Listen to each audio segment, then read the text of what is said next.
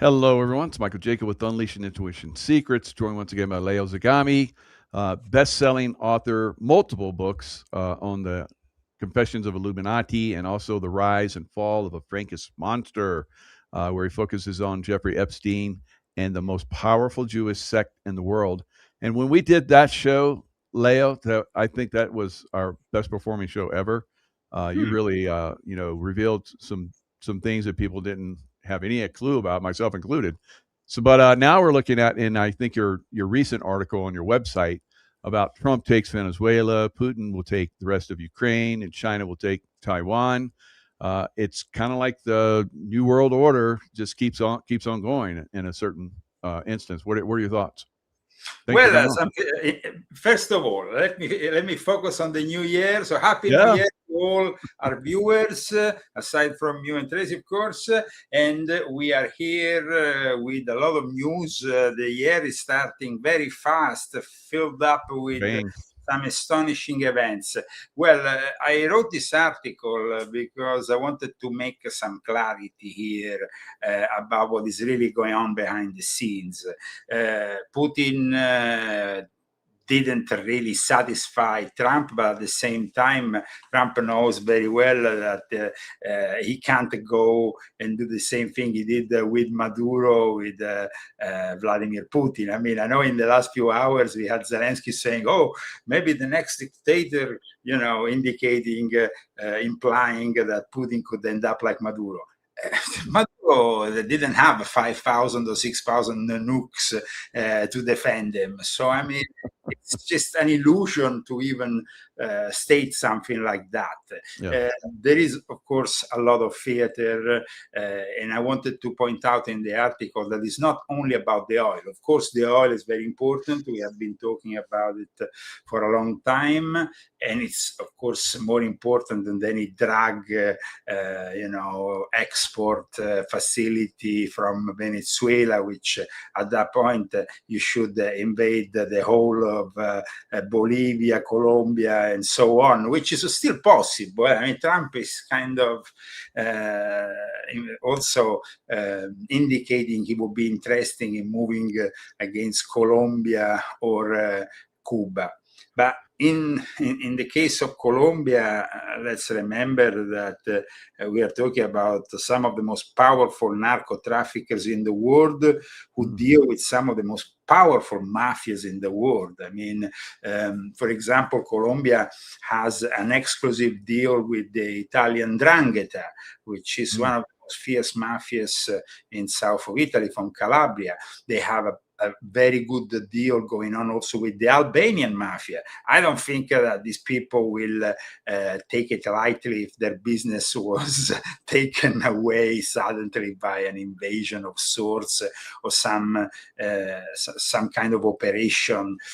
However, discussing a little bit this whole topic at the beginning of a new year. As you know, I've been talking about the Sino-Russian world order for a long time now, since volume 7. I also talked about Taiwan as the next objective of this new world order. We can basically claim with absolute certainty at this point that the old world order, the one that was in place since the end of the Second World War, which was called New World Order at the time, is no longer new, of course. It's dead. There is something new which is unveiling. Oh, interesting. And so it was actually this was also stated in an article that was published on Russia Today.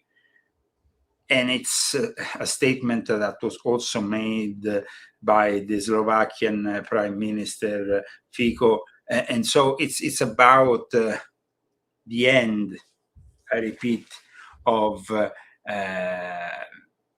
the United States of America acting as sheriffs of the world, because, of course, now they are in competition with Russia, which has even more nukes than we have, and China, which is building more and more a nuclear arsenal.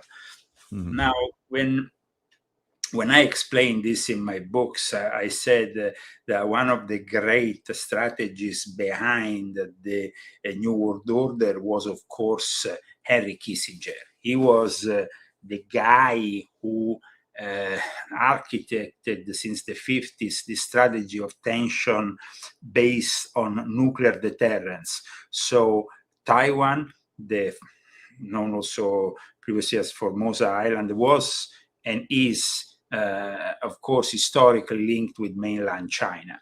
But at that point, after Mao Zedong finished his long march, after the communists took control of the mainland, well, that was the moment in which Kissinger said to very directly to the Chinese, you don't have any nukes. We have them. We showed their potential in Japan. You could be next if you invade Taiwan. Now, we know that since then, that has created a balance, of course, in which certain nations recognize Taiwan, certain others don't recognize it, to not upset China. But the Sino-Russian world order now is in full motion. And Trump himself needs what is in Venezuela, which is not only oil. That is really only one of the, let's say, material interest. And it's part also, of course, of the Moro Doctrine, which we will have to discuss. But what is important, and is really not addressed by anybody at the moment, is the rare earth elements which are present on the border between Venezuela and Colombia, in a sort of no man's land ruled by guerrilla, mercenaries, and people who want to take from the Amazon, from one of the most important places for, of course, for nature and for the health of this planet. We have always said, that the Amazon forest is like the lung of this planet. And it's there that the rare earths are creating a lot of interest, and they're not really discussed in any way, shape, or form by the majority of media that prefers to focus instead on the oil.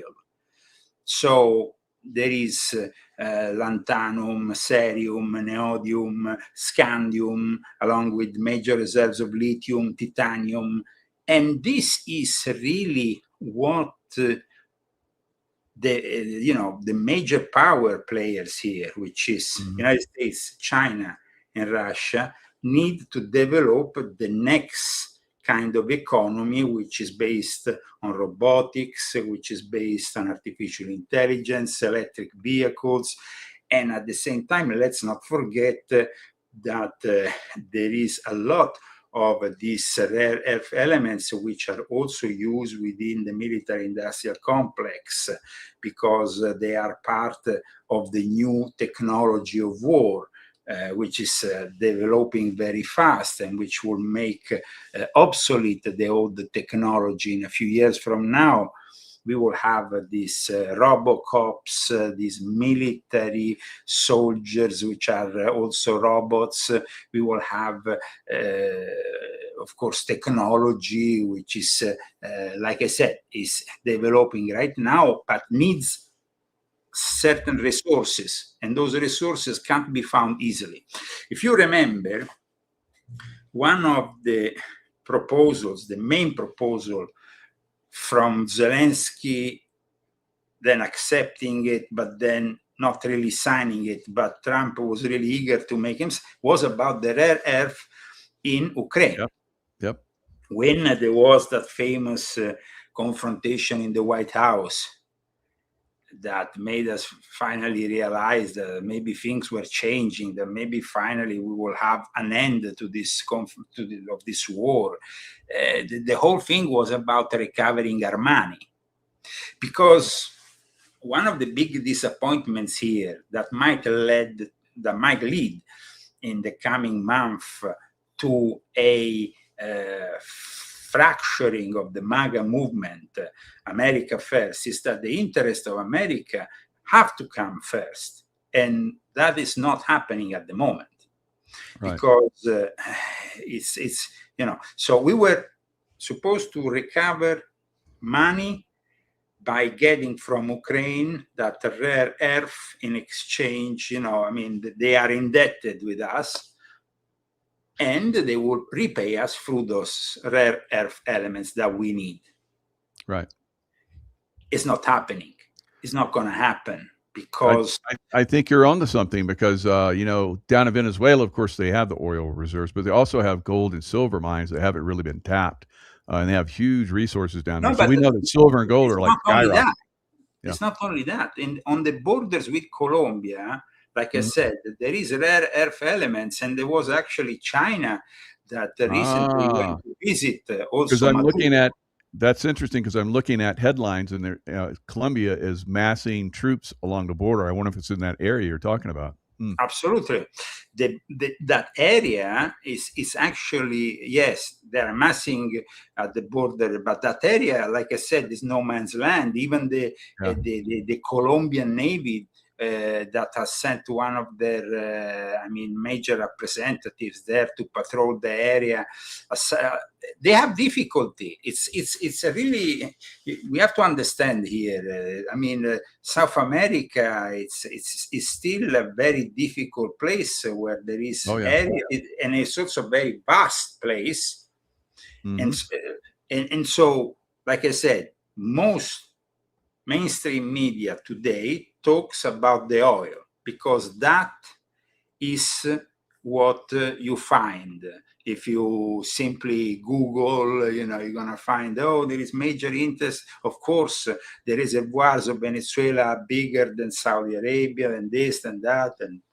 But nobody talks about the rare earth, which for the economy of the future, the economy of the future is essential.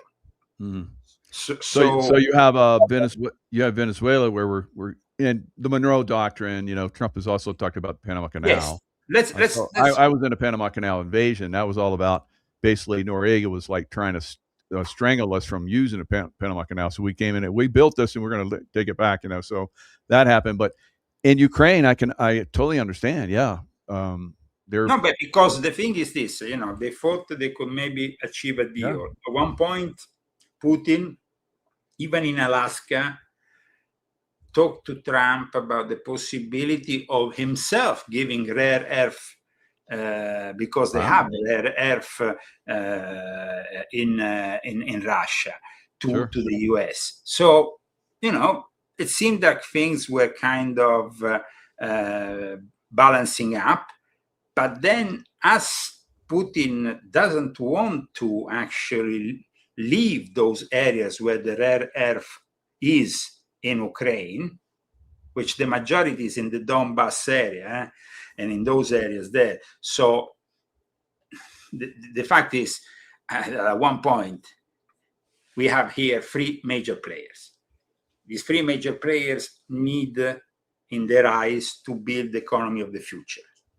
Aside from the Monroe Doctrine that, of course, Trump has mentioned in Mar-a-Lago yesterday morning, which is a very important doctrine. At least it was fundamental in the past 2 centuries. Monroe was a president in the early 19th century. Since then, the things have changed. At the time, if you see the threats against the United States were moved from Spain, from Portugal, from countries, colonial powers, which were on the other side of the ocean, including Great Britain. Of course, we fought for the liberation of this country and the independence of this country against Great Britain. So the Monroe Doctrine was, we don't want to have any interference, not only in the United States of America, but also in the whole of Americas. So South and Central America are part of our, not a protectorate, formally speaking, but almost, let's say. And in the light of that, you also can remember Operation Condor. You remember Operation Condor? Operation Condor Yep. was this campaign that the CIA conducted with all the various banana republics, right-wing dictatorship of the southern cone of South America, which involved coup d'etats and so on. Things that today I don't believe they would be possible, because today is more difficult to hide the information also. You know, you have people simply with a phone in their pocket, which amplify what is happening on the ground. Now, let me tell you some anomalies, though, which I found in the last 24 hours since the operation conducted to arrest Maduro. We know that, of course, and everybody's talking about it, in Mar-a-Lago, Trump said he will be in charge. Rubio next to him, because he's naturally involved. Also, he has Cuban origins. He always hates all the communists. Rightly so, that's okay. I don't have anything against that.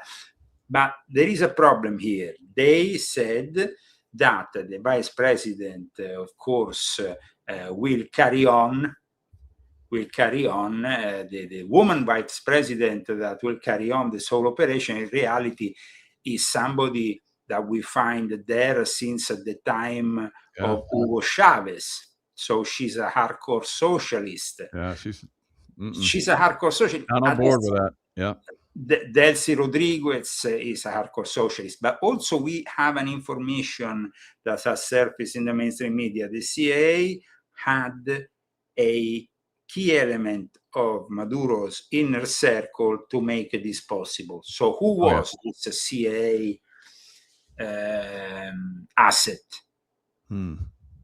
And is the CIA asset safe?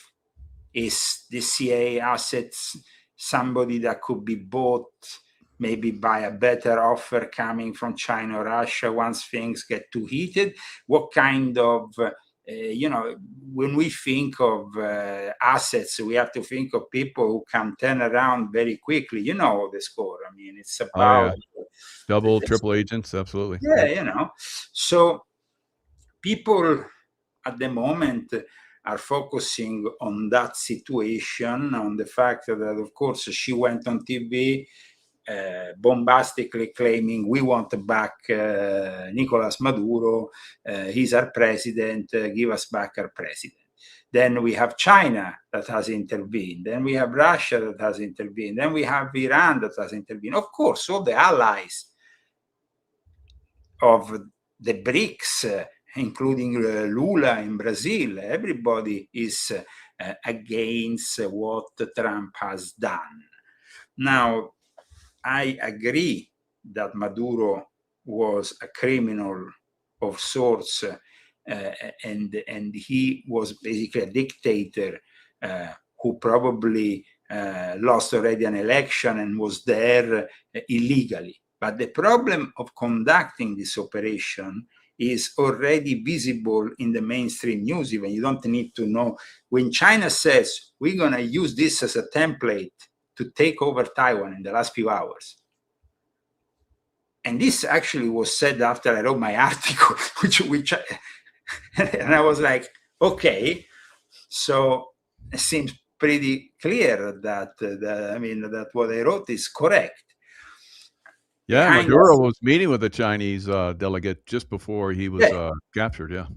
Absolutely. But like I said, in the end, it's about a gangster kind of mentality on top of all this. So China, of course, says, bring back Maduro. They are all friends with Maduro. If you actually see that video, you're going to see that there is a dialogue between them. And at one point, Maduro says to the representative, oh, I remember you 20 years ago with the other Xi Jinping, with the other Chinese president. So, I mean, these are people from, that go back a long time. because the communist infiltration of South America, especially of those communist dictatorships and regimes that surfaced in opposition to the United States, has always been, see here, it says, what sign are you? Of the horse, I'm of the tiger, and all this kind of BS, Chinese astrological BS. But in the end of the video, it becomes also very clear that these are two old acquaintances. So the Chinese have very much a link that goes directly to Xi Jinping and what he has said on New Year's Eve, which is also very important to state again. I mean, on New Year's Eve, this New Year's Eve, Xi Jinping said very clearly, we are one people, you know, we have, the reunification is unstoppable. He invoked the bond of blood and kingship. And that's it. I mean, it's very clear that there is going to be soon the reunification of Taiwan with China. Yeah, they say it right here, reunification of China and Taiwan, calling Beijing's long-held goal unstoppable, invoking the bond of blood and kinship between Chinese people and Taiwan Strait. Yeah. So yeah, it's on. You're hitting on some really good stuff, Leo. The fall of the New World Order and the beginning of the new World Order. I like that. Yeah, yes, absolutely. Because let's remember, when this term was coined, it was, you know, the end of the 1940s. It was a different world. We were in a world that saw basically two powers, not three powers. China is a problem now that in the end is a problem that was created by the Americans and by Kissinger and Nixon, because Kissinger and Nixon and George Bush Sr., who spent, George Bush Sr. was in Beijing in 1974 with Barbara Bush. Before becoming head of the CIA, he spent the whole year in Beijing. And then he became, of course, later on president of the United States. So here we have Kissinger, who was the guy who architected the strategy of using the nukes and the mutual deterrence strategy. But then he is a guy who is very, I mean, Kissinger is no longer with us. He died at the tender age of 100. He was a Sabbatean Frankist. As I explain in my book, somebody is citing the Sabbatean spread to Asiatic bread, and that's an interesting point. I must have read your book. Yes. The Asiatic Brethren, for those who are following us, and for those who have not read my book on Jeffrey Epstein, are a Masonic outlet of the Sabbatean Frankists, which opened up, let's say, the Masonic and Illuminati network to the Jews who were at the time not allowed to join it. And so the Asiatic Brethren functioned like that. But going back to Henry Kissinger was in a way part of that Asiatic Brethren because he was a key member of the Bohemian Club. Now, if you read my book, and you have read it on Jeffrey Epstein, you know that I focus also on the roots, historical roots of the Bohemian Club, which are traceable to a lodge of the Asiatic Brethren in Prague. So the link is absolutely there. And that's why it's very important to understand Henry Kissinger was a key player of this world order. And he was a key player who Donald J. Trump, for some reason, seemed to have loved and held in high esteem. Now, I will never have held in high esteem Henry Kissinger. I think he was a despicable individual. I think that the guy had so many skeletons in the closet, probably from the whole Cold War, that, I mean, we know almost nothing about what Henry Kissinger really was. I can tell you a few things because I was a member of the Monte Carlo Lodge of the P2. And historically, this lodge built in Europe, next to Italy, in a very privileged environment, which is the Principality of Monaco, hold the names of the most exclusive members of what was known as the P2 Lodge, which was this highly influential lodge in Italy, which ruled basically Italy at one point.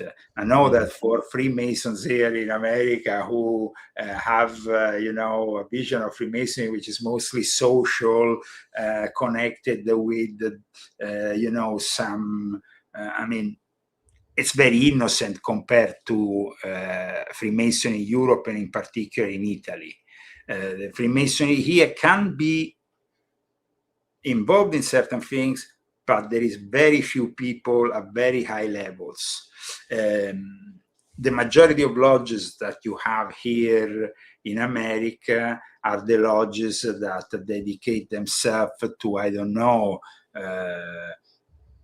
pancakes day with the families opening up the lodge, showing their strange rituals, and being involved in something that is more or less like a Rotary Club with an esoteric element attached. It's a social thing. The sheriff, the doctor, the lawyer, the this, the that, they come together, and I must say, in the majority of cases, very good people, patriots, and very honest people. Mm-hmm. So here's a question for you, and that kind of can swing us over to the Iran, narrative. It was either Venezuela or Iran that the cabal was going to target next. Your thoughts, please. So I think Iran is still there, because you have to understand. I mean, Pahlavi, I have written extensively about this topic. I have actually touched on this topic in my books also, because at the end of the Pahlavi empire, at the end of the Shah leaving Iran in those chaotic days, I think of January, what was it, 1978, it was the moment in which Khomeini was about to take power. The gold was brought out of Iran and it was given to the Vatican. So Iran was depraved and they took all the gold and brought it to the Vatican Bank. And they did it thanks to the Italian mafia and the P2 Lodge and those people connected with the state behind operations and so on. Now, Iran, yes, you're showing, of course, volume 10 of my Confessions, which expands on this. It's very important. That's why I suggest people who are very much interested in knowing what is happening in Iran in reading this book, because it tells you also the history of Freemasonry in Iran, how stunning work. I spent, almost half my life in the Middle East, and I thought I was pretty well informed, but you blew it out of the water with this book, and it answered a lot of questions that I had, over time. So that was excellent work. We know that, Iran with time became also very close to Russia, but as a reaction to what went on in the early days of a revolution that shaped a country that is very different from how Iran used to be. People might not know this, but Iran was a very modern country back in the days when the Shah was there. However, because of from the 1950s onwards, there was a first coup attempt, didn't work out. The CIA was heavily involved, the MI6 was heavily involved. And in the end, the Iranians, there was this weird alliance in the 60s, 50s, 60s, and then, of course, it manifested in the 70s, this weird alliance of Islamo-communist, a little bit like Mamdani, now, who is a Shia, in fact, Muslim mayor of New York. We know that the whole of the Western world was filled up by intellectual revolutionaries that will bring the Red Book of Muslims. He's Shia. Shia, But it's Shia. they were the worst. When I was in Iraq, they were the worst. Oh, Yeah, because we in call them Iraq, the Shittites. So, no, yeah, well, they are very hardcore, yeah, absolutely. they're hard. We spanked them a lot, though. Well, the thing is that in the end, unfortunately, they will always be close to Iran, no matter what. I mean, you can go there and brainwash them left, right, and center, bring them 100 Absolutely. McDonald's. Everywhere I went in the Middle East, it was Iranian influence that was causing the problems. Everywhere. People need to understand what Iran really is. I mean, here is not only about Israel and the fact that Israel hates Iran. This is a war that goes back 1,000 years. And if we want, I can give you a little bit like volume 10. You know? The Shia element was the element that gave birth to the Assassins, the ones that basically traded info and made a secret alliance with the Knights Templars, who will use the Shia against the Sunni that were expanding all over the Middle East. So for a non-Muslim, it's very difficult to realize all these nuances.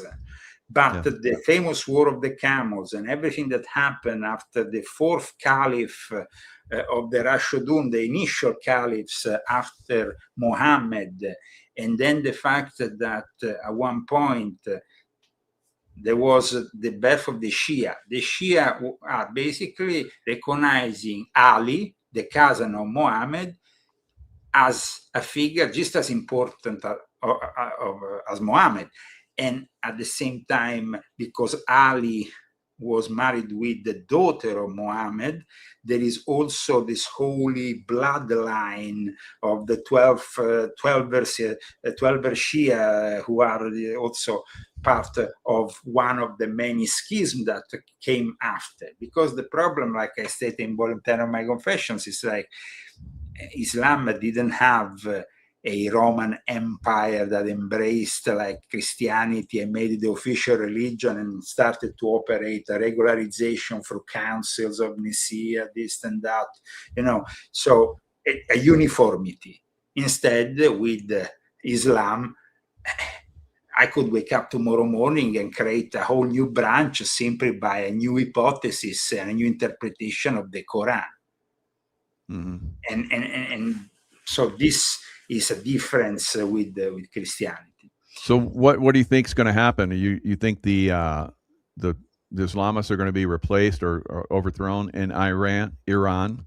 Now that Trump and Israel both have said they're going to back, the people that are trying to overthrow them. Okay, so it's more complex Iran than Venezuela, that's for sure. Like Marco Rubio said, it's also different from what went on in Iraq. We see a lot of similarities even in the mustache between Maduro and Saddam Hussein, but the two characters are different. And why they're different? They are different, they have some similarities. Let's not forget that actually Saddam Hussein was a member of the Ba'ath Party, which was kind of secularizing and not really religiously following this or this other version of Islam. And that was what kept together countries like Iraq first and then Syria. Al-Assad was a member, was the Ba'ath Party. And it was the Ba'ath Party which was kind of definitely had this element, this socialist element. When it comes to Iran, we saw that with, of course, everybody knows Khomeini, everybody knows how he became in 1979 the supreme leader, and how he took over the country, at least the facade of how he took over the country. Right. Because in reality, there is the interest of many foreign states that made it possible for him to go back after having brainwashed the whole of the world with his propaganda from France, because the guy was not really in Iran when things were when the revolution was taking place to establish what then became later became the Islamic Republic of Iran, he was nowhere to be seen. He was in this fancy courtyard in the peripheries of Paris with the TVs. I was a kid at the time, but I remember very clearly because we got brainwashed even in Italy. Every evening we will have, today Khomeini said this, today Khomeini said that. And this guy was talking like, he will be the next greatest thing. Right. And they were presenting him like that. Now, we know that Freemasonry and French Freemasonry is a form of Freemasonry very much involved in politics. On the contrary of English Freemasonry, that at least officially doesn't take care of politics and religion. From the moment in the 1870s in which the Grand Orient of France became independent from this vision of things and they broke up, they gave always more importance to the political element, not only, and the social element, not only the esoteric within the lodges or maintaining the tradition of Freemasonry and so on. It was about more than that. In fact, in the Middle East, France was very influential with their lodges of Freemasonry. They were the ones that intervened in Egypt and in other parts, and even in Iran. Yeah, it sounds like the French and the British want to jump into the game because 12 hours ago, I'm looking at the news. British and French warplanes strike suspected ISIS weapon stockpiles in Syria. Interesting. Absolutely. Yeah. I mean, let's not forget here that the whole of the Sykes-Picke, the agreements that were made prior to the Balfour Declaration, the Sykes-Picot Agreement, whatever, and all that, it was all about dividing the spheres of influence between France and Great Britain, because France and Great Britain, in a way, were also the two countries with the control over Freemasonry in the Middle East. Mm-hmm. Traditionally speaking, even to this day, you have two forms of Freemasonry present in Lebanon, which is the only country that officially tolerates Freemasonry in the Middle East, aside from, I guess, there is Jordan, there is Morocco, but they're a little bit more secretive. Then in the rest of the Middle East, in the last few decades, Freemasonry has been completely banned. But in Lebanon, there is present both English forms, let's say Anglo-Saxon Freemasonry recognized by the United Lodge of England, as well as lodges recognized by the Grand Orient of France, even lodges established by the Italians there. So Iran has, when the Shah left the country, the Grand Master there left the country with all the brothers, and they established the Grand Lodge of Iran in Exile, which I talk about in volume 10 of my Confessions, which has an office here in California, in Santa Monica, and it's still active to this day, and is very much a lobby in Washington, which Pahlavi is in contact with. The guy who eventually will be brought back to Iran. I agree with you. He's going to come back. There's no question in my mind he's coming back. That is the plan. That is the plan. That's a plan. Yep. You know, I mean, they want to bring back something with. I mean, it's not like Venezuela. Venezuela is a completely different ball game. Venezuela is, by the way, a territory which is highly influenced by the church. That's why the Pope has intervened in the last few hours, has stated that they wanted the sovereignty of the country back, and that it has to be respected, the sovereignty of Venezuela, because, of course, they're not going to get their cut now. So, they want them back. Volume 12, as you know, is based on the Jesuits, and their control of Central and South America is essential. I mean, it's a priority. It's always been a priority. They were, the Jesuits were founded in Spain, and they moved along with the Spanish and Portuguese empires in colonizing countries, even as far as Japan, or in the, they went to at least attempt something. Their base was in Goa, in northern India, which was a Portuguese base. So they moved along with the Spaniards and with the Portuguese. And the Central and South America is Spanish and Portuguese. I mean, that is a reality. It's an historic reality. It's not a conspiracy theory. And today, if you go in South America, I mean, you see the legacy of the Jesuits is everywhere. And so Chavez was very much protected by the previous Pope. Chavez was probably in the end poisoned. Yeah, I think so. I remember, I think he was at some kind of event, and President Bush, George H.W. Bush was there, and not George H. It was W. Bush. So the little boy Bush. So anyway, he had a book, and he like put his arm around, and you need to read this. It wasn't long after that he went away. So he messed with the wrong people. Yeah, Chavez, though, the problem is that the legacy of Chavez is still what we are coping with. I mean, yeah,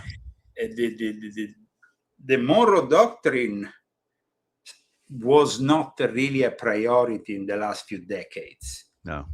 And for that reason, of course, Russia, as you know, started, but Russia then, with the fall of the Soviet Union, I think at that point, the Americans had the illusion that the Russians were no longer capable of influencing in any way South or Central America.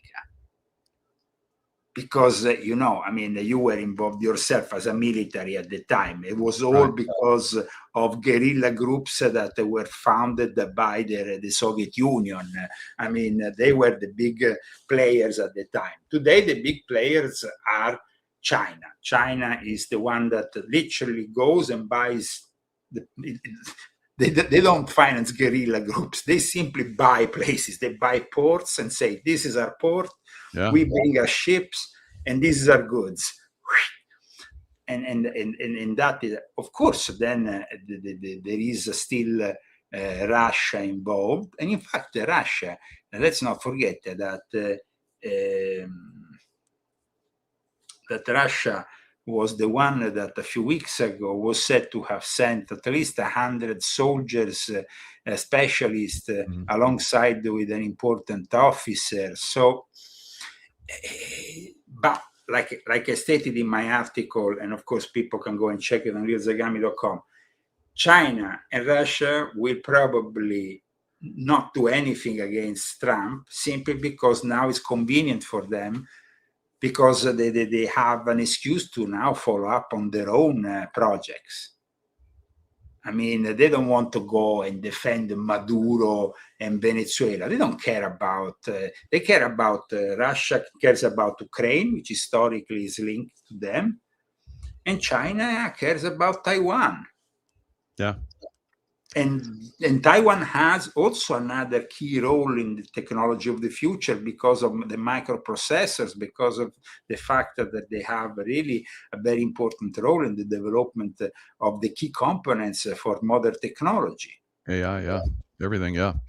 So that's what we're seeing now. We're seeing kind of like these trade groups that are starting to formulate now, China, America, and Russia. So it's a race to see who's going to be able to, America going to, and Israel going to, okay, Israel wants Iran wants Iran to go back to the Shah, which was for them a better way. If they bring back Freemasonry to Iran, in a way, they have a better way of dialogue, of working together, of making business, and so on. However, However, I don't know if a strong Iran with the return of the Pahlavi would be for Israel a completely positive thing. Because let's not forget that the Pahlavi dynasty was not always, siding with Israel.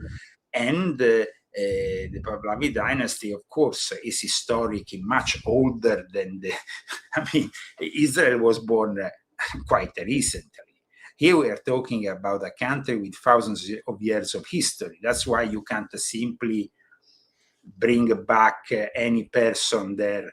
They want to bring back the Pahlavi guy who is the son of the last Shah, even if he doesn't have any experience, because he never had the experience of his father of actually ruling Iran.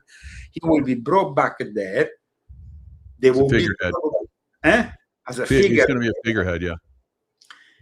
Of a situation, though, that will be highly controlled by America. But the problem is that at the moment, Abraham Accords. So the Abraham Accords of trading, and I'm looking at it right now. It's UAE, Bahrain, Morocco, Sudan, and Kazakhstan join in and trade. So they want to expand that, and I bet that Iran will be part of that. Iran could be part, but there is a problem here, though. In the because it was 1979, 1978 was the moment in which you have a lot of tension. In the past decades before the revolution, there was this merging of leftist forces and the Shia clerics. The Shia clerics like Khomeini were raised basically in the holy city there where is buried Ali, what's called Najaf, there in Iraq. You know Iraq better than me, so you know the holy city where Ali is buried. So there is this connection, and there was this mix that took place, which is really very weird, because we have elements of socialism and elements of Marxism along with the Islamic elements, and the belief that the Sharia has to be respected in toto, and has to have also a police that controls the ladies that wear the scarf at the right measure, and all that in a very obsessive way.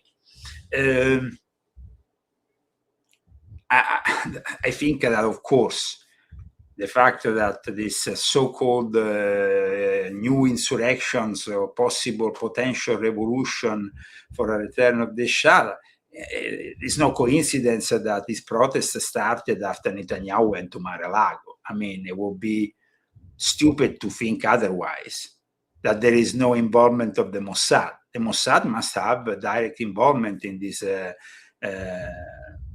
protest. Oh, yeah. CIA and Mossad, yeah. And the protests are growing. Trump is threatening to intervene. And now people will say, what do you expect, Leo, for 2026?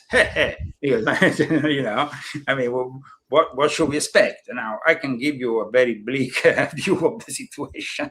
I don't know if you like it, but that's how it is. Let's see what your prophetic abilities are. Prophetic. Here is, from what I can see, geopolitically moving, Russia is going to expand also their takeover possibly of Odessa, which is a very important city historically. They will.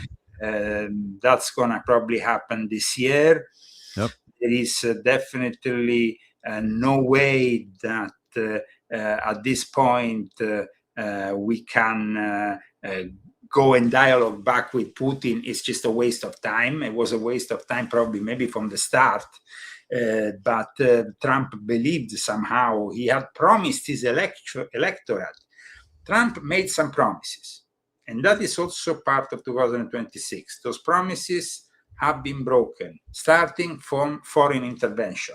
If we start having foreign intervention in Venezuela, because now with this vice president who is now president, who wants to oppose the United States, boots on the ground might be a necessity, and that will end up in a never-ending war, no matter what they say. And if you have then at the same time Iran, and you want to give a hand to Israel, or we want to help the Iranian people. So back to Venezuela. I think another reason why we went into Venezuela is because they've been controlling the election. Election fraud was coming out of Venezuela through the. That is what I mean. Let's say the legends of the internet, the mythology of because I understand that the fact that they say, the fraud started from Venezuela, and so Trump wants to go there because of the fraud. Guys, Trump wants to go there because it's the biggest reservoir of oil in the world, and the biggest also reservoir of rare earth in South America, which is essential for the future of our country. If you want to compete with China, China has already flying cars, robots all over the place, and what do we have? So just be realistic. It's not about some ideology. Yeah. Oh, the elections have been. Yeah, Trump likes to, now. No, I agree with you. If we don't see some hammers coming down on all the knuckleheads here, the corruption and we're seeing it, in Wisconsin and all that kind of stuff. We don't see some hammers really coming down across the United States. Yeah, he's definitely. Okay, if nothing happens. And if people like you are, I mean, today you are actually stating something that I hope people remember. I mean, if Trump doesn't do something, he's going to face defeat for his party in the midterm elections. He's going to lose control of both probably of the House and the House of Representatives. At that point, Trump would become a lame duck president because they're going to impeach him, they're going to involve him in all kinds of things, and it's going to be a massive distraction from the real problems of the American people who have not been solved in the meantime. Good point. Yep. So people think that. So if he doesn't do it, I think we will. I think there will be massive protest from organized people like myself. No, but I tell you, Michael, I think that MAGA, it's gonna expire after the midterm elections. The whole concept of backing Trump will evaporate when there is a massive defeat, because at that point it will. It's gonna be quite. His party is gonna rebel even against him, because if they want to have a future, the politicians, they don't care about an ideology. You're right. It won't matter that if we rebel against them, the Democrats will totally annihilate him, like you're saying. They'll impeach him again and just stop everything he's trying to push forward. It'll be a defeat all the way around. Now, some people say MAGA is dead already. I think that the concept of making great America should never be dead. It should be alive always in our hearts, regardless of the political movement that is representing, and that Trump claims to be, the guy who decides what makes America great. He says in regards to Venezuela, well, I want this country to be surrounded by peaceful neighbors, or neighbors that are friendly, this and that. It's not really in the doctrine of our founders of this great nation, the United States, that said that we shouldn't enter in any kind of confrontation with other countries for interests that basically go beyond the United States of America. So, yes, when it comes to the Panama Canal, I agree. We needed to do something strong. I mean, here we are talking about it's a strategic thing that was created with the death of many Americans and the work of many Americans. And so it's ridiculous to suddenly have the Chinese taking over the show. Yeah. But having said that, I think that MAGA is dead because all these infights are completely ridiculous. I think that if we had to symbolically, you tell me, I mean, come today on the show and we discuss 2026. I think to discuss the future, we need to know our past. And what happened in 2025 with the death of Charlie Kirk, I think symbolically, it's the moment in which there is a fracturing of what used to be a very compact movement. Yeah. I don't know if that happened only because of his death or because his death coincided with a series of variable things that happened. But think about it. I mean, now it's like, it's a soap opera. Candice Owen against Alex Jones. Alex Jones against Candice Owen. I mean, you're grown-ups. What is this? BS. Tim Poll against this, and then the guy says that, and then we have Ben Shapiro. Guys, this is really showing not only the fracturing, Cracks, yeah. but it's showing really that, of course, we all knew that Trump had put together many different elements together, and we were very, very eager to make America great again in the way that Trump promised. But if you promise things and you don't deliver them, then it's a big, not only is a big disappointment, because the thing is, okay, Trump, during his, a long campaign that started from the moment the 6th of January and after, when Biden took control of the White House, Trump started his campaign for regaining control of the White House. And we supported him.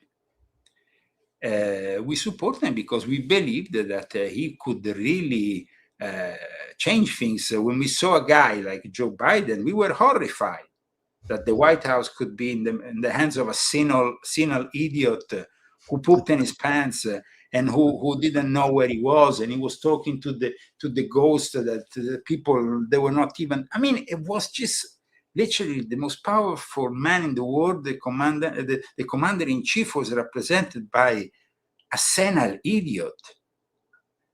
It's just like incredible. So, of course, at that point, then these brilliant minds of the Democrat Party chose Kamala as a possible successor. I mean, it's like choosing, I don't know, from a third. So you went from dumb to dumber to dumbest to dumbest. At that point, obviously, we had to believe that maybe Trump could do something better. Trump, at the same time, took a lot of money from a lot of powerful people, though. And amongst those powerful people, they were friends of Jeffrey Epstein. There were people he's still protecting to this day. He compromised himself along the way because he wanted to win at all costs. And so he said, yeah, sure, we will do this, we will do that. And it's not about, at that point, it's not about the guy who lives, in the middle of nowhere in some place in the United States who sent his $2 to the campaign. It's about Elon Musk, who was giving him millions of dollars. It's about the big donors. We have to be really realistic about this thing. Even when you see the way that Trump has nominated the whole diplomatic corps, aside from Kimberly, whatever, the ex-girlfriend of the son, okay, whatever. Because they said, okay, let's give her a place where in Athens. Okay, let's get out the Athens, get her out of here, yeah. Okay, but the other ones paid like 20 millions, 40 millions, 50 millions to become ambassador in Italy or in France or in France. Okay, it was a relative. Yeah. So I'm not sure if it's true, but I've heard from other people that when he endorses someone, he gets paid to endorse people. So I'm not knocking. I love Trump, but there's lots of, we have to always question. We have to look at different things, and that's what we're doing right now. Yeah. Now, what if Trump does start to do the MAGA thing and starts to arrest people and goes into Colorado and frees Tina Peters and all these other things? What do you think happens then? Okay. It doesn't really change the fact that when I went to the supermarket this morning, the butter was costing double as it was costing 5 years ago. I don't care about arresting whoever. You can arrest Barack Obama and hang him on the thing. If I go and pay, and at the end of the day, I don't have the money to buy my food, I don't care about it. So, I mean, yes, I understand that there's a satisfaction. The enemy gets arrested, but does it give you food? Does it put food on the plate? Does it put your healthcare in place, in the right place, when now people are risking to pay 4 times, 5 times as much? And it's not a question of being, a leftist, a Democrat, or whatever. It's common sense.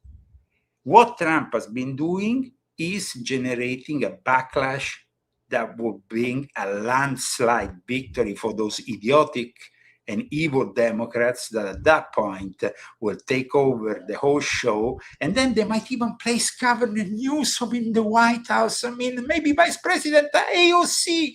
Guys, at that point, remember, and I stated here on January 4th, 2026, if that happens, remember, the only person responsible is Donald J. Trump. He's the only one who should be arrested at that point. Because if you let Governor Newsom become the president of this great country, and you screw it up forever, for everybody. Yeah. Now, some people don't think you're a Trump supporter, but you voted for Trump, and you've I was the president. Let's make it You're clear. just being realistic here. I agree. We need to look at this stuff. Let's make it clear, guys. I was involved in the organization of the Coachella Valley event, which was over 105,000 people here.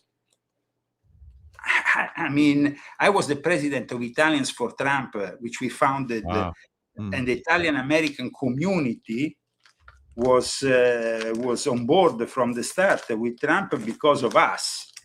I mean, people, I was given passes and stuff,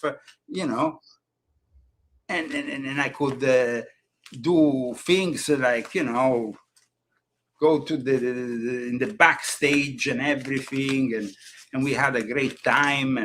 And what really shocks me is when people say that, because guys, if you think that somebody like me, who worked for Operation Gladio, stayed behind against the communists, risking my life behind the scenes, getting tortured in Europe, having to flee Europe and Italy because of my war against these people. Why I don't like Trump? Very obvious why I don't like Trump now. He even supports a joke like Prime Minister Meloni, who is a fake conservative and a fake right-winger. You want to change something in Europe. Trump says he wants to change, there is censorship in Europe. And then I wrote a letter to the ambassador in Rome. I asked him for help because my case is a serious case that has to do with freedom of speech. For the books I wrote, they brought me in front of a tribunal. They wanted to take my life away and my livelihood. He has done nothing because he's some rich guy from Texas who Trump has put there, and he doesn't care about the Leo Zagami or the freedom of speech. He doesn't care about having problem with the Republic of Italy, which is the most corrupt republic in Europe, connected with Freemasonry, the mafia, and the worst scumbags. And I can tell you everything about it if you want, but I mean, we don't have time. The weapons that go to the Middle East pass through Gioia Tauro. Gioia Tauro is in Calabria. It's the 'Ndrangheta mafia, together with the CIA and others, that then gets the weapons there. And sometimes we have also intervention by the Chinese intelligence. Yeah. So, I did a show yesterday morning, and I saw on the show Chinese intelligence basically taking pictures of my guest, and he pointed it out, of course, that and he was in Italy doing the show, and so there is definitely Chinese influence there. Who was a guest on your show? Wino Saban. Okay, and he was in Italy, yeah? He'd been in Italy probably for about maybe 5-7 days, maybe about a week. I did a couple shows with him while he was in Italy, but yeah, the one yesterday morning. Well, it's he not was a at- surprise. Not a surprise. I mean, yeah, Chinese intelligence is all over the place. In Italy, yeah, they even have police bases that torture Chinese that go out of place. They keep their control. You remember the famous Chinese police stations that were also found, by the way, here in America at one point.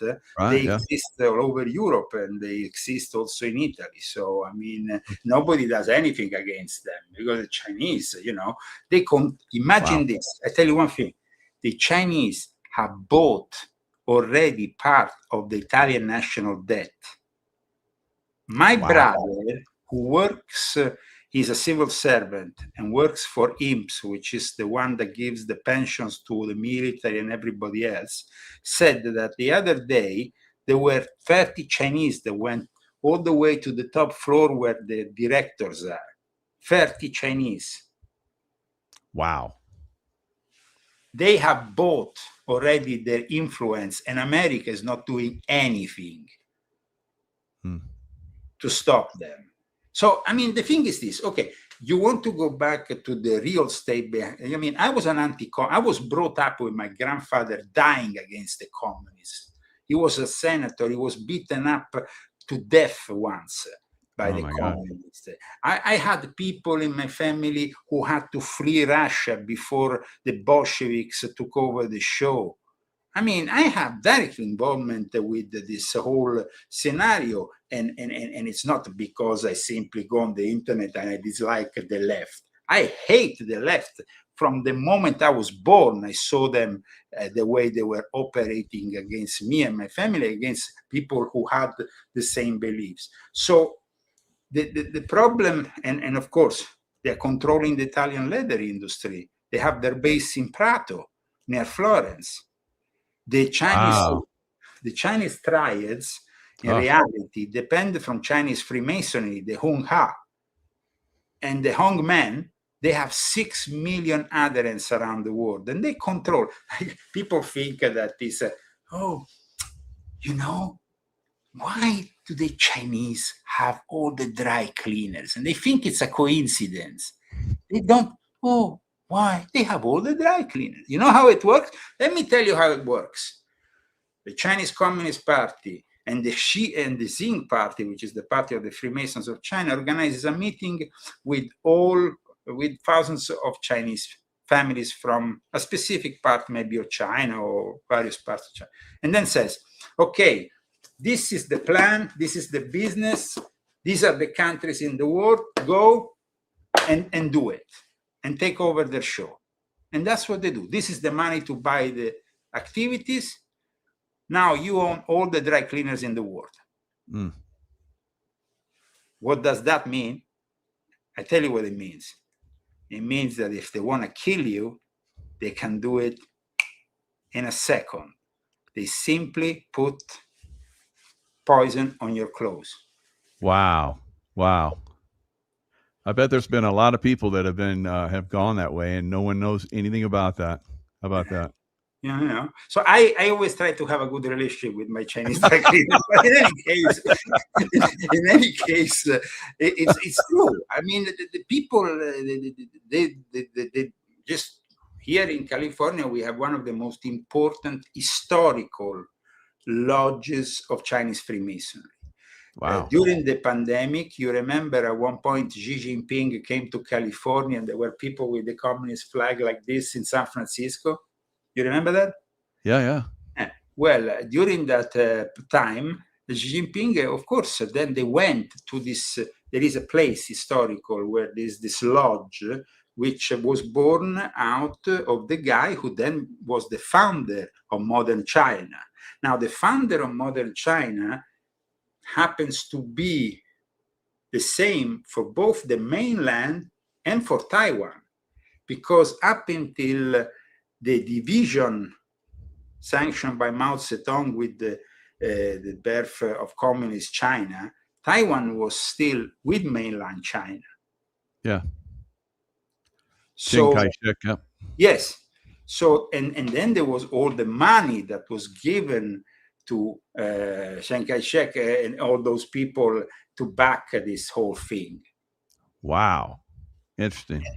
So there is actually still some of these hypothetical money hold in secret places and stuff.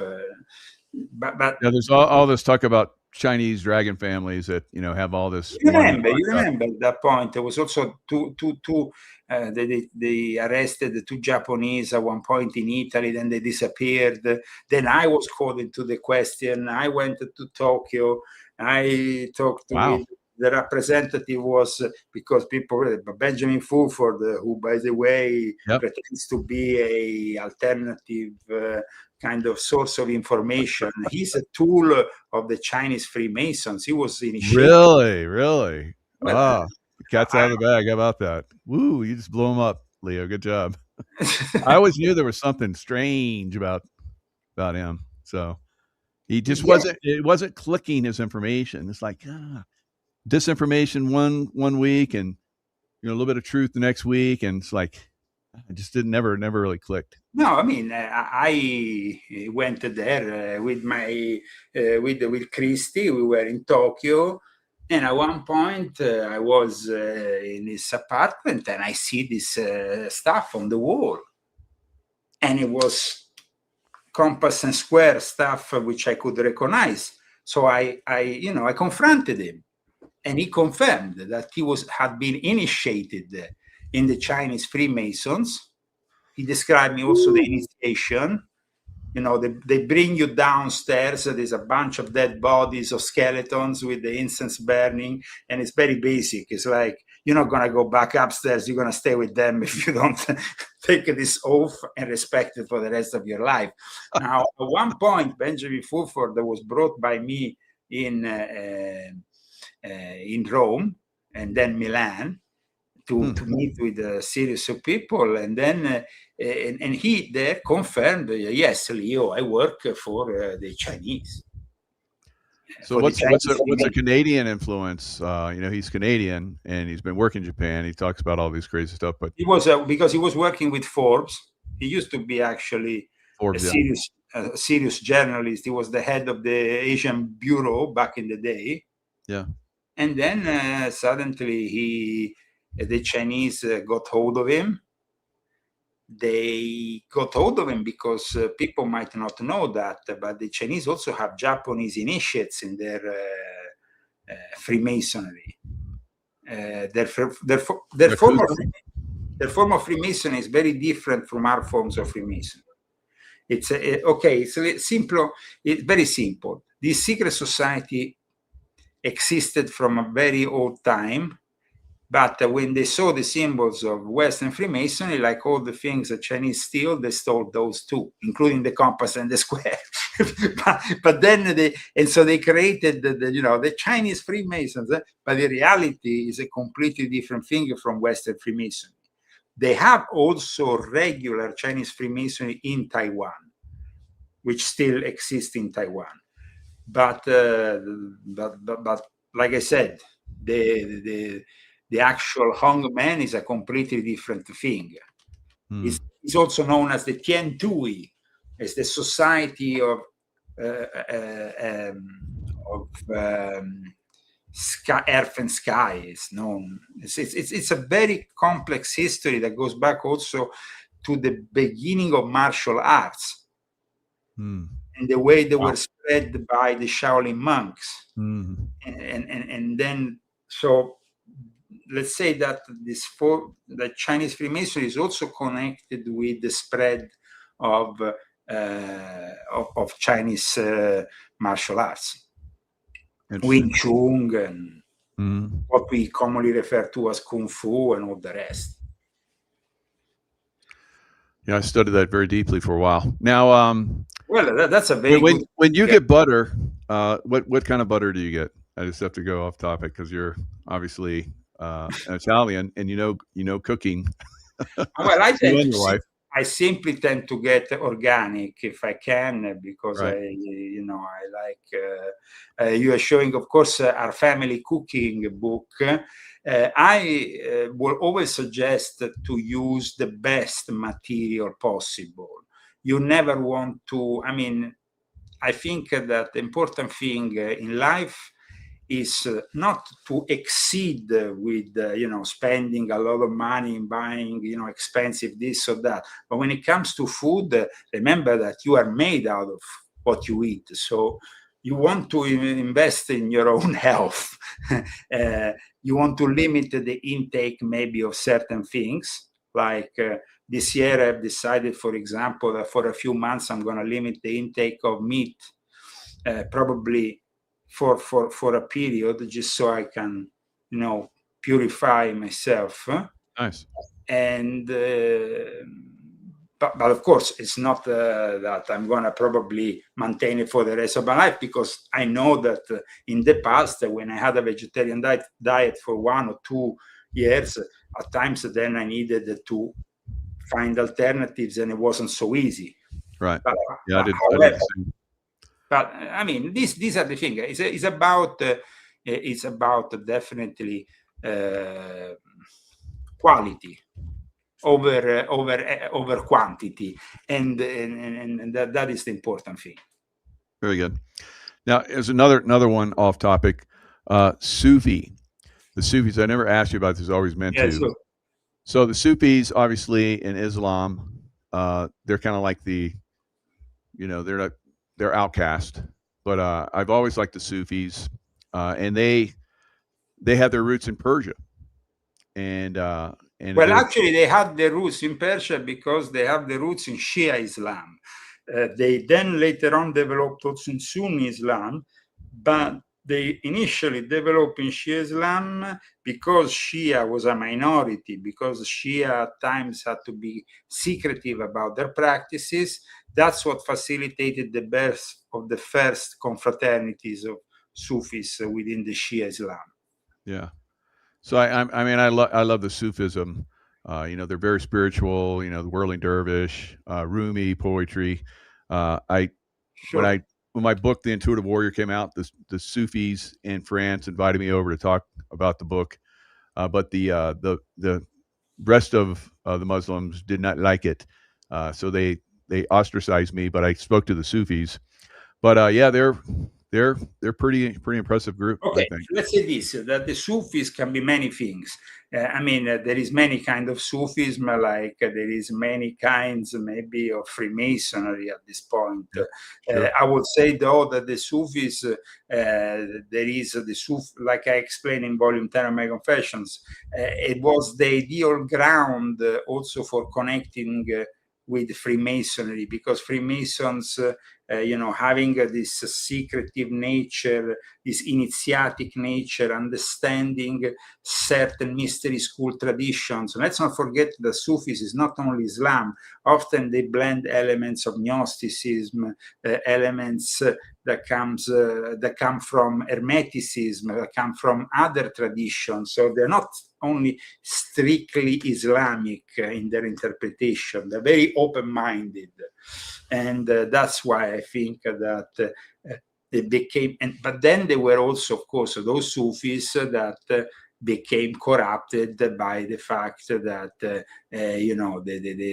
the Freemasons maybe offered them to not only perfectionate themselves or follow the whatever mystery school tradition they were following, but they became involved in geopolitics, in uprisings. So Sufis became corruptible in certain countries, unfortunately. I see you have some problem with your camera. It's going a little bit all over the place. Yeah, you managed to fix it? Backing up. It does this sometimes. Okay. Turn it off and turn on the other one. Okay, perfect. Kind of. So the thing is that in this, we have a Western initiatic system, but then we have an Eastern initiatic system, and then of course we have a Middle Eastern initiatic system where the Sufis are at times the Illuminati of the situation, let's say. They have, not in the negative necessarily sense, sometimes though in the negative also, because like I said, in some countries they became involved both with the English or the French, and they became involved in uprisings, they became involved with the things that they don't really pertain to their practice. So wow, what a great show. A lot of insights on a lot of different things. Going back to that visit of Xi Jinping with with Gavin Newsom. Let's not forget that Gavin Newsom was received in China like he was a pop star. Like he was like, you remember that visit that Newsom did in China? It was like 2 or 3 years, and he was like, wow. He was received. So you can imagine Newsom in the White House. China would be like, wow, we made it finally. And that's why they're pushing Newsom. But of course, but there is a connection. Good point. San Francisco is the place where the very start of the Republic of China was put together. And it's actually one, let's not forget, one of the oldest communities. The Chinese community here in America is very influential, but the connections that the Chinese Freemasons in San Francisco have with the Democratic Party, you should check them out. They're pretty shocking. And they led to some, even to some scandals and stuff. Sure, yeah. So I think that people need to understand that when you have as next governor, possibly in California, Mr. Fartman, Swalwell. You remember Swalwell? Yeah. The guy who had Fang. Yeah. Fang. She was a known Chinese intel operative, and yet he's still good to go. And he was in intel at the time. Yeah. That should have been a red flag. And he's going to become probably the new governor of California. Oh, you think he's going to do it? Okay. Swalwell? We hope, of course. Well, we hope that he doesn't manage. But, I mean, he has the backing of the young men, the Tiandui, the Heaven on Earth Society. He has the backing, of course, of all these people, very influential people here in California. The Jesuits, the people who control California are the Jesuits and the Chinese Freemasons. Yeah, also remember Dianne Feinstein. Her butler or driver or whatever. And of course, was also a Chinese intel guy. Absolutely. Yeah. California is riddled with Chinese influence. How about that? Wow, you really brought that to light. Good job. And I mean, there is actually, there was this guy. Let me see if I can remember the name. It was a Chinese mafia guy who then at one point, he's involved with the Democratic Party at very high level. Raymond Shrimp Boy Cho. Have you ever heard of him? Okay, Raymond Shrimp Boy Cho, at one point he went and did also these documentaries and things, like he had redeemed himself, he was clean. This guy is one of the worst thugs of the Chinese mafia and the Chinese Freemasons. He's an Hong Kong born, convicted felon who led San Francisco Chinatown and controlled it in a way like no other. He was the dragon head of the Chigun Tung, which was the maximum expression of the Tiandui there. And then him, Raymond Shrimp Boy Chow, was connected to this, let's see if I can find, to this Democratic guy. Let me see if I can find. This is I show you on your, you can put them on the thing, because these are friends of Nancy Pelosi. I mean, this is the kind of guys, you know. Shrimp Boy. Shrimp Boy, very, very powerful guy. And in fact, watch here. Cho, along with 20 other defendants, former California State Senator Leland Yee, this guy, Democrat guy. Wow. Democrat. And he was the second highest ranking Democrat of the California State Assembly. And he was involved with the Jitong. This is the headquarters, and this is where the founder of modern China was living when he was in San Francisco. See? Wow. So, I mean, it's not like we're making up here conspiracy theories. These are conspiracy facts. So at least you can go and check them out. Of course, I mean, they got it covered on both ends, because there's a Chi An who's on the Republican side running for governor. Yeah. So let me pull him up. So okay. So I've been to some of these, where they all talk, and he was there. And Sun Yat-sen, watch. And he's a priest. Wow, that makes it even more sick than ever. Eh? Oh no! Here he is. It's South Korea. I'm sorry. So he's from South Korea. Yeah. No, but check out what I'm showing. I'm going to show you something now. We said that was the place. I don't want to pick on the South Koreans, but yeah, no, he's an Oriental guy. Okay, so this place is very important. Like I said, historically in San Francisco, it's like when Xi Jinping goes to San Francisco, it's almost like going to Mecca for him, because the Chi Kuntung are the most recognized for the political support of Sun Yat-sen. And Sun Yat-sen is the Chinese physician, revolutionary, statesman, and political philosopher who founded the Republic of China. And his first political party, the Kuomintang, that then was preceded, of course, the Long March of Mao Zedong. And he was, here we're talking about the history. You understand, it's quite incredible that the history of China passed through California and San Francisco. That's crazy. No wonder there's such influence, Chinese influence. Wow. Here you're talking, and now that, and after the success of the 19th soon proclaimed the establishment of the Republic of China. Now, the Republic of China today is Taiwan. Yeah. After because then, so is this a good against bad? We have the communists, and we have the Republic of China. No, there is no good against bad. There's no good Chinese involved here. Oh, wow. Let me tell you the truth. When I was actually, I remember, because then at one point I remember, I'm not in contact any longer with Benjamin Fulford, but 3 or 4 years ago, at one point I was discussing, Taiwan and mainland China, and he said one honest thing to me.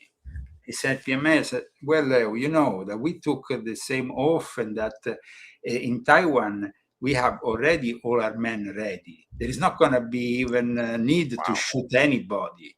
We already take over the show in a few minutes, not even a few hours. So they're going to just take the Chinese right on in, huh? The thing is that their lodges already control part of Taiwan, and they're already so well infiltrated in the military and everything that the moment. So the crazy thing about us sending billions of dollars of weapons to Taiwan, because people would say, Zagami is wrong. America is sending billions of dollars of weapons to Taiwan to defend themselves from mainland China. No. Idiots. We are simply giving billions of dollars to the military-industrial complex and to those people who continue to make money, and we Americans are financing this disgrace. That's the problem. Wow. Yeah. I mean, Lockheed Martin is making money, not the average folk. Oh, God, yeah.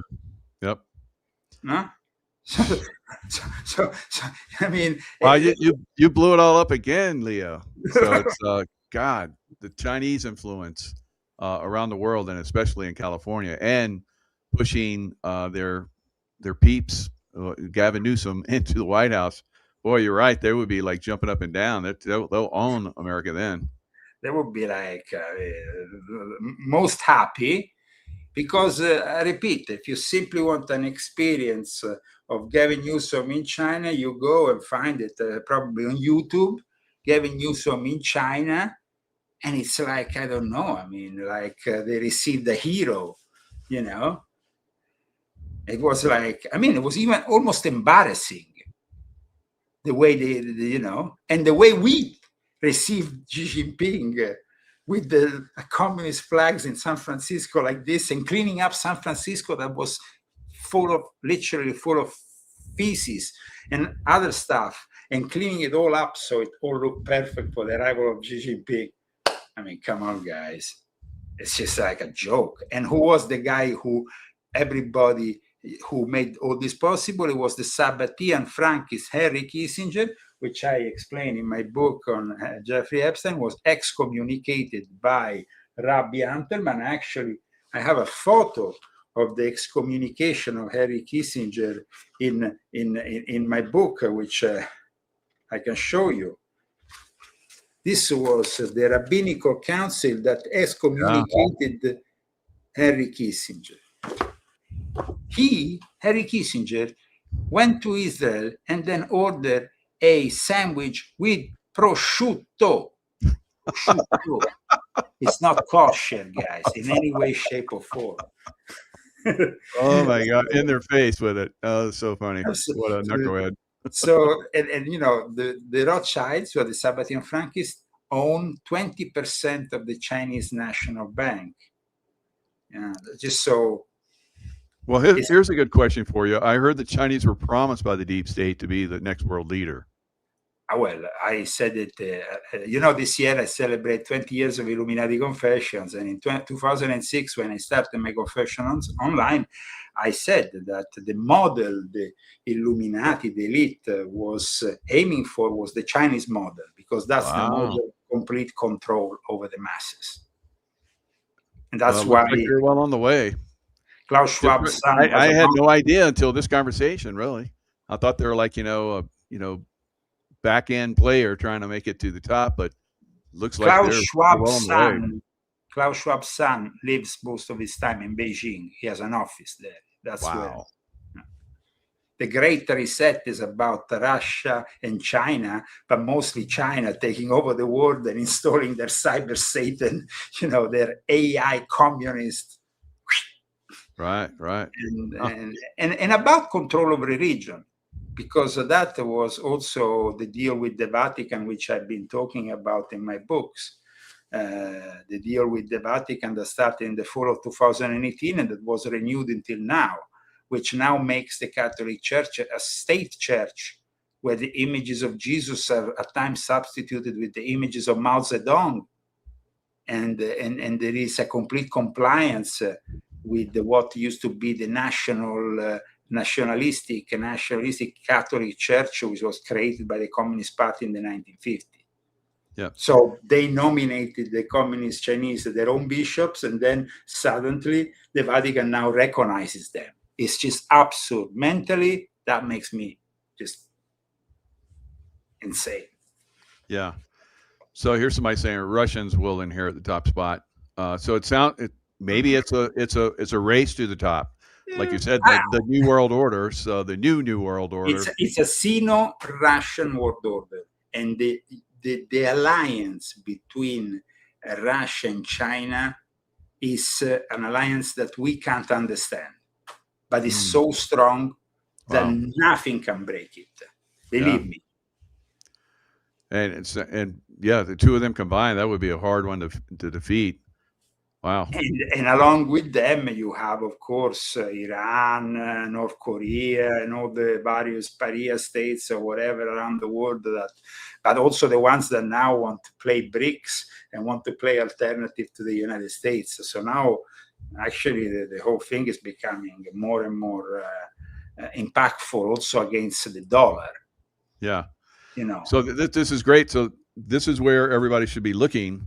When you see this jockeying for power, the bigger picture here is United States, trying to exert its influence. And Epstein was giving the info on how to deal with the Trump to the Russians. Wow. Interesting. And that is another big problem. So Trump has has unfortunately some skeletons in the closet at this point that Russia is able to. I think that we should you should never believe again in any promise of peace. At this point, it's clear that Russia is going to advance, and it's going to complete their mission in making Ukraine their own. And if you see, at this point, I noticed this, and I want to close this show with this thought. Okay. We have three players, major players, who now are taking a stand in a new direction for a new world order. Yep. Venezuela, Trump, and maybe Greenland next, and maybe some other country next. Colombia, Cuba. Yeah. Canada. Okay. At that point, China does the same. Russia continues to do the same. Right. Europe is the loser. The big loser of all this is Big Europe. time. And of course, Great Britain, which is starting to, they still have, of course, the backing of the Commonwealth, this big organization of the former empire. That City of London, yeah. But a lot of those countries are starting to jump on board with China, the new Silk Road. And so it's eroding slowly, that influence is eroding. And in fact, yes, it's true that the main reason is Prince Andrew to become now Andrew Mountbatten Windsor and no longer Prince is Epstein. But in reality, he was also facing an even bigger scandal because of his deals with the Chinese. Wow, how about that? And that was surfacing in the last few months before he gave up on the title. There was a lot of pressure because that is another. Let's not forget that Hong Kong was British and then given back to, and that was a very big. And Queen Victoria making the Chinese, the Boer Wars or wherever, making them, buy opium with silver, taking their silver. So it's a silver thing again. I think, who controls the most silver going forward is going to be very, very in the right spot too. But so China and Russia want to take stop their silver shipments. Russia stopped their silver shipments. Yeah. They are building a nuclear site on the moon for that. They don't care about anymore the silver here on Earth. For real. They're you're right. Yeah. China and Russia are going to colonize the moon before America, unfortunately. And they are taking, the silver that you mentioned here on Earth. In the end, this is a small planet with small, limited resources. There is a lot of other resources in space. Yeah. And that's why they want to build this nuclear reactor on the moon soon. Wow. So you go harvest all that stuff and there's all kinds of stuff out in the somebody says, don't be naive. Europe will win. Listen, guys, trust me. There is no longer going to be a European Pope. And that is a sign of the times, simply because Europe is really irrelevant.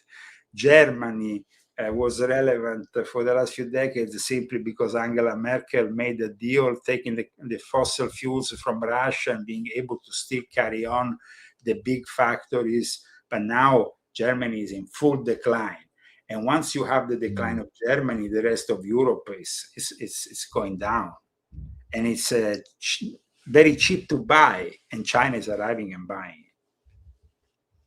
So it's I think that it's pretty clear that Europe is the place that will be squeezed out of these three big players, and then of course America, China, and Russia can decide what to do with this continent and what is left over of this continent. Let's not forget that this continent now is suffering a mass influx of Islamic, people that are transforming the very essence of Europe. And because they're not making any more children, there is no new children in Italy. There's no new children in Germany. So that's why they brought in all the illegal aliens, keep the population up. the only ones making children are those. Yeah. So I think that people need to understand the great loser here is Europe, but Oh yeah. don't think that, of course, the Illuminati and the elite is not present in Europe. That is their birthplace. But I can tell you from my personal experience, I know how it is. Every single aristocrat or person who is investing money today has invested in China, has invested away from Europe. So they don't care anymore, really, about the inevitable decline of it. So for 2026, we will see more European decline, more expansion of the war in Ukraine, and probably this war, if it starts with boots on the ground in Venezuela, will become the biggest problem for the future of MAGA, or what is left of it. And of course, this year will be also the year in which, with the midterm elections, there will be sanction, maybe the end of this whole movement, the way we knew it. Could be. Yep. We'll have to keep an eye on Sorry, it. I wasn't so positive about our future, but I had to be realistic. Yeah, you do, and you know, that sometimes that wakes people up and pushes it in the direction it needs to go. So don't always like have, you know, your eyes on a certain direction. You have to look big picture. You know, be observant of everything that's going on, and maybe you can switch what's coming down the road, like we're talking about. You know, like Alternative for Deutschland, for example, which wanted to be the alternative that Elon Musk was pushing in Germany. Well, in the last few weeks and months, most of the leaders have been literally killed by the German intelligence. That's right. Wow. And they are being killed just like the ones from the Golden Dawn in Greece a few years back when they tried a similar approach. There is no way you can oppose what they are trying to do in Europe, which is simply an economy of war. They think that they can substitute the old economy with an economy of war. But the problem is that the war doesn't go on forever. And once the economy of war is finished, what are you going to do? What are you going to offer the future for 500 million people in Europe? So we are much better off here on this side of the world for the moment, though we have our own problems. And our own problems started to resemble the problems of Europe and Great Britain with the first Islamic mayor in New York, which I think is the first of a long series of Islamic mayors. Now in the United Kingdom, in England, the major towns, all the major cities are all in the hands of Islamic mayors. And that is because the New World Order knows very well that Islam is a way, it's a religion they can work with. They can control better. Yeah, you've said that in the past, and that's a good point. So yeah, there's probably going to be a continual push for Islam throughout the world. Here in America, they're pushing Islam in here really big. Islam, and then this strange mix, which is Islamo-communism, Islamo-socialism, because Right. you know it's just like Mamdani. Mamdani, yeah. And you know that is really what it's all about. But then Somalians and yeah, so it's crazy.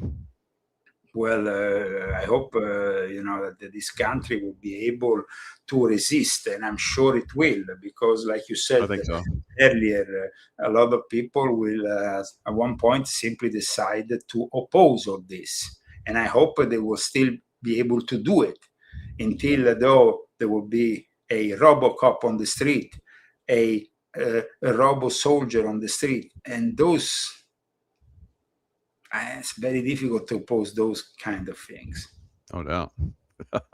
I saw a video the other day of a robot who gave a kick in the nuts to a guy who was fighting with him. Simply, you know, he aimed for the nutsack, and the guy went down like. Oh yeah, instant. And they do, you know, even the Elon Musk robots do already martial arts and stuff. But imagine a robot giving you a knock that is like, that's metal. So that is the problem here. 2030, and what I always said in my books, volume 6.66, volume 7, volume 9, the rise of cyber Satan. Because ultimately, regardless of China taking control of that technology, which they already have, and they're doing, the fact is that cyber Satan is something that really aims for the transformation of mankind. So there is going to be those who reject all this, but then we're going to have to get hold of a place, of an island, of a place of independence where we raise big walls and we fight these people. We don't let their drones in. We don't let their technology in. How you see that, Michael? Yeah, I mean, that's going to be, we have a lot on our plate. It's like, but we have to start making progress, I think, like you're talking about, MAGA here at home. And if that doesn't start to roll, then I think that not by the end of this year, me and you will have a chat. We will finally, realize where we are. Yep. And at that point, we will say, okay, screw Washington. Or it's time to, invest in something that's going to happen here in America, or it's time to leave, one or the other. I simply want to drain the swamp, and the swamp is still there, and Trump is actually having a yacht on the swamp and inviting everybody to party with him. And then he's going to get off and sink it like the Titanic. I don't know. Well, I hope we can sink this yacht, but the swamp is there. It's alive and kicking in Washington, D.C., and everybody who goes to Washington disappoints us. Yeah. I don't know. It's just, what is it? The air they breathe? In the meantime, you can read my latest article and learn what is happening at the geopolitical level, how the three big gangsters are dividing the world. Yep. I mean, it's okay. Brilliant work. Yep. Brilliant conversation. And, we definitely appreciate you. Thank you so much, Michael. Thank you for your audience for this great start to the new year. I will be now in the next few months deep immersing myself deep in my next literary project, which I hope. Looking forward to it. That hopefully is going to come out before the summer. And I'm not going to tell you what it's about. Stop secret. Stop secret. But it's going to be right. Good job. But it's going to be every one of your books that comes out becomes a bestseller. So, and in the meantime, I'm carrying on a celebration of my 20 years of Illuminati Confessions. I'm kind of like weekly discussing them because it's been an experience, for 20 years. 20 years ago, it was a very different world. For a lot of people, it's unimaginable, even to think that we were discussing this subject 20 years ago. But we were. And people should have waken up by now. But unfortunately, that's not the case. That's why we are still in these conditions. But that's people amazing. Like, me, David Icke, Alice Jones, and many others, Jordan Maxwell, and of course also you and others have made the world a better place in a way. And I hope we will continue to do so. So thank you so much. And God bless America and the rest of the world. God bless. Take care. Take care.